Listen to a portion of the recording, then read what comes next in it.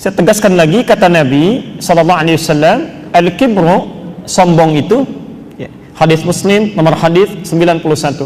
Kata Nabi, al-kibru, sombong itu, gitu ya, batarul haqqi wa ghamtun nasi. Ya. Batarul haqqi, mengingkari satu kebenaran. Saya mulai dari sini dulu. Ya. Batarul haqqi, menolak kebenaran. Batarul haqqi, menolak kebenaran, ya. Wa ghamtun nasi, dan merendahkan orang. Wa ghamtun nasi, dan merendahkan orang, ya. Ciri orang sombong cuma dua kata Nabi, ya. Hati-hati kalau Anda, maaf ya sebelumnya, merasa hadir dalam diri kita satu di antara dua sifat ini, maka kita sedang terjangkiti penyakit sombong. Nanti kita belajar sebabnya apa dan bagaimana cara bisa mengobatinya. Ya. Satu kata Nabi, ini batarul haqqi, menolak kebenaran, menolak sesuatu yang sudah jelas benarnya. Ya. Di pertemuan lalu sudah saya jelaskan, ya, ada dua jenis kata benar. Ya. Satu disebut dengan as-sidqu,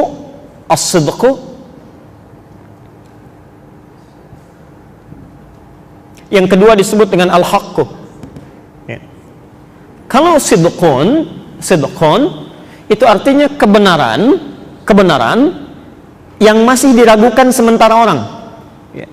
Memang benar, tapi barangkali karena buktinya belum jelas, sementara orang masih ragu. Ya. Contoh begini, Nabi SAW satu kali diangkat ke langit menunaikan peristiwa Mi'raj. Ya. Bahkan Isra dan Mi'raj, dari Masjidil Haram ke Masjidil Aqsa, naik ke langit cuma satu malam. Kemudian disampaikan informasinya, kata Nabi, saya baru naik ke langit tadi malam, ya. Di Masjidil Haram ke Masjidil Aqsa, naik ke langit tadi malam, balik lagi ke Mekah, ya. Saat belum ada Apollo, tidak ada kendaraan seperti saat ini, ada seseorang mengatakan saya pergi ke Masjidil Aqsa, ke langit cuma semalam. Kalau Bapak Ibu hadir dalam peristiwa itu, kira-kira percaya nggak? Wah, okay? Umumnya orang tidak percaya, ya, karena buktinya belum jelas, ya, buktinya belum jelas. Tapi kalau Anda percaya misalnya pada sesuatu yang walaupun diragukan, Anda percaya misal, itu disebut dengan shodiq, ya, orangnya disebut shodiq, ya. Lalu Anda benarkan walaupun ada sedikit ketidakyakinannya, tapi Anda benarkan, itu shodiq namanya. Tapi kalau Anda yakin seyakin-yakinnya, bahkan mengabaikan segala faktor yang diucapkan orang itu, saya yakin betul, ya. Ada seseorang dijemput oleh Abu Jahal, dikisahkan, namanya Abu Quhafah, ya. Dikisahkan ini ada sesuatu yang terjadi katanya, ya. Apa itu? Ikut saja, ikut, ya. Begitu didekatkan pada Nabi Muhammad, dengar, ini ada pernyataan Muhammad SAW, ya. Disebutkan oleh Nabi, apa yang terjadi? Saya barusan tadi malam pergi dari Masjidil Haram ke Masjidil Aqsa, diperjalankan, naik ke langit kata Nabi, turun lagi ke sini, ya. Kata orang ini, jangankan beliau mengatakan demikian, kalaupun Muhammad mengatakan sekarang di balik bukit ada musuh akan menyerang kita saat ini dan tidak terbukti benar ada musuh, saya tetap akan percaya dia. Saya tetap akan percaya, ya. Orang ini namanya Abu Bakar, Abu Quhafah. Nah, orang-orang yang yakin pada sesuatu walaupun dia tidak melihat buktinya sama sekali, itu disebut dengan siddiq namanya. Siddiq. Sejak saat itulah diletakkan nama Siddiq pada nama beliau itu, Abu Bakar As-Siddiq. Karena orang ini selalu yakin kepada Rasulullah, sekalipun bukti-buktinya bagi sementara orang belum nampak meyakinkan. Ya. Ini yang paling disayang oleh Nabi, sahabat ini. Ya. Masya Allah, saat hijrah ke Madinah, beliau yang dipilih menemani. Ya, padahal ada Ali menantunya di rumah Nabi saat itu, sedang diincar, sedang dikepung luar biasa. Ya. Ada Abu Bakar, ada Ali, ada Rasulullah. Kata Rasulullah, Ali, kamu tidur di tempat tidur saya, gantikan. Abu Bakar, ikut saya hijrah. Tidak banyak orang tahu di perjalanan, Bapak Ibu sekalian, itu kisahnya cuma menemani saja. Padahal itu orang paling gelisah, Pak, Bu.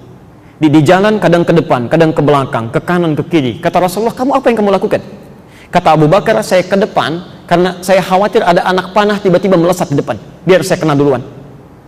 Saya ke belakang karena saya khawatir ada tombak di belakang yang akan menombak Anda, maka saya akan jadi perisai, biar saya duluan. Bahkan sampai di Gua Thurnya itu, di Gua Thur itu tidak langsung masuk, Bu. Jadi kalau misalnya Anda umrah, jalan-jalan ke sana, Anda lihat, itu beliau yang pertama kali melemparkan batu ke dalamnya. Kata Rasulullah, "Madza taf'al?" Apa yang kamu lakukan? Saya ingin memastikan apakah di gua itu aman atau tidak. Sebelum masuk, jangan dulu ya Rasulullah, saya duluan katanya. Tangannya dimasukkan dulu begini. Apa yang kamu lakukan? Kata Abu Bakar, kalaupun nanti ada hewan buas, biar tangan saya dulu yang kena duluan.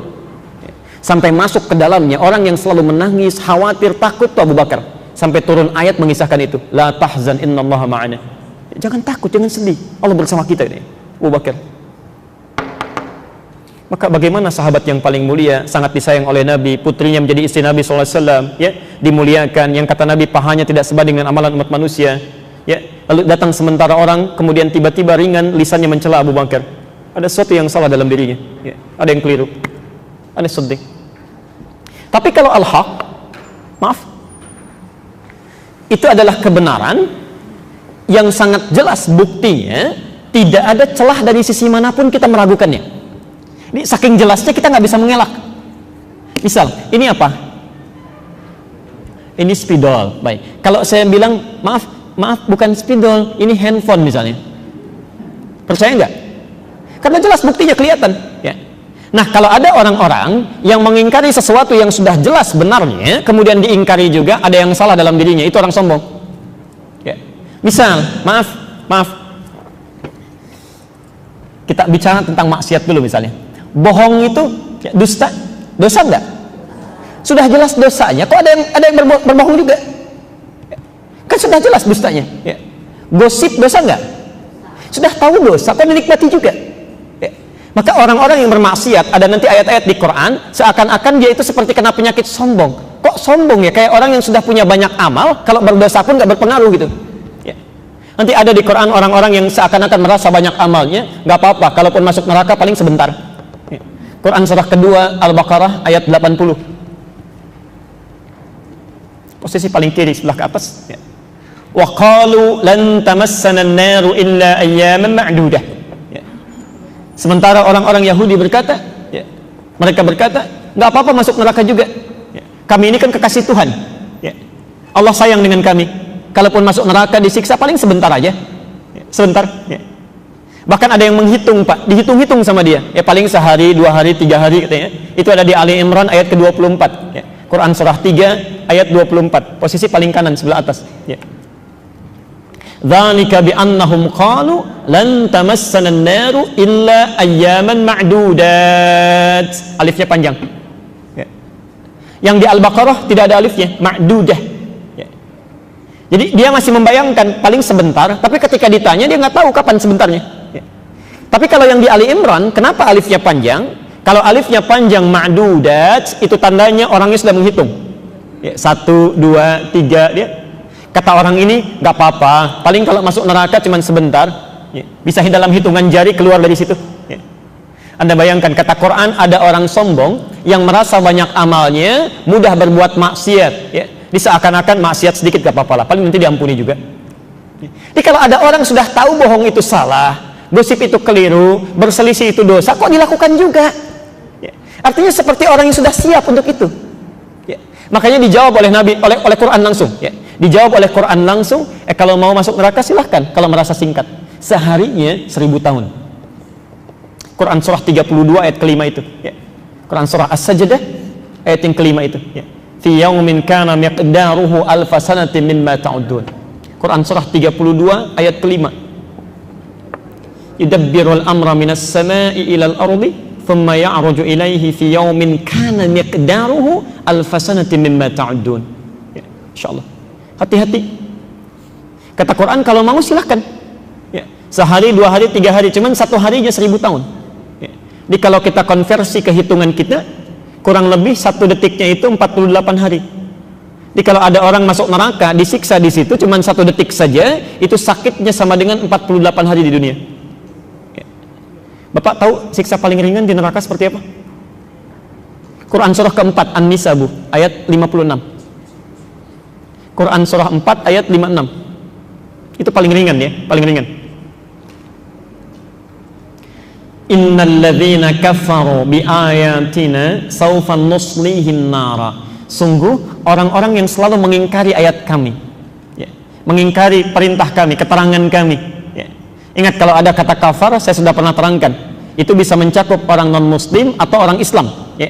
Ada orang Islam mengaku muslim, disuruh salat tidak mau, baca Quran susah, diingatkan marah-marah, dia kayak orang sudah siap, ya.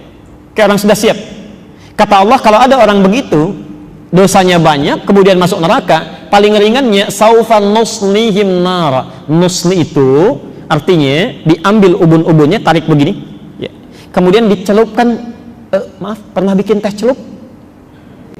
Teh celup kan begini, diangkat lagi, ya, begini diangkat lagi. Nah itu begitu kurang lebih, ya. Nusli itu dimasukkan, diangkat lagi. Kullama madijat juluduhum, ketika dimasukkan hancur semua tubuhnya dan kulitnya, hancur, habis. Ya. Diangkat lagi, baddalnahum juludan ghairaha. Jadi ada malaikat yang tugasnya celup, angkat, sekali celup 1 detiknya 48 hari. Jadi kalau mau coba silahkan. Makanya hati-hati, kata Quran deh, hati-hati. Jangan merasa bahwa kita ketika berbuat maksiat aman dari siksa, tidak, ya. Bahkan orang-orang yang meremehkan dosa kecil itu dosanya besar. Ya. Nanti kalau masih ada waktu, kami kisahkan bagaimana seorang yang punya banyak amalan, solehnya luar biasa, dan seorang yang banyak dosanya luar biasa, menjadi tertukar ketika menganggap remeh satu dosa, ya. Ternyata yang soleh wafat dalam keadaan sedang bermaksiat, yang dosa wafat dalam keadaan sedang bersujud kepada Allah Subhanahu wa Ta'ala. Dan itu adik kakak, Bu, adik kakak, ya. Nanti di akhir kalau masih ada waktu kita terangkan, karena bahasan kita masih jauh, ya. Nah, jadi mohon maaf kalau ada di antara yang mengaku muslim, ya, kita bicara orang Islam saja, ya. Kalau non muslim kita doakan supaya mendapat hidayah. Tapi kalau ada orang Islam masih senang berbuat maksiat padahal sudah jelas salahnya, ya. Setelah ke penjara, di sidang baru pakai jilbab, gitu kan? Baru pakai peci, gitu. Anak kemana aja? Ya, jadi yang disalahkan pecinya, disalahkan jilbabnya, itu dosa itu. Dosa itu. Hati-hati, ya. Wah, sudah tahu salat itu benar, banyak pahalanya, ditinggalkan juga. Ah, itu batarul haq. Ya. Wa ghamtun nas, atau dalam hidupnya, maaf, merasa hebat, merasa tinggi dan merendahkan orang lain. Ya, merendahkan orang lain. Hati-hati. Itu sifat sombong.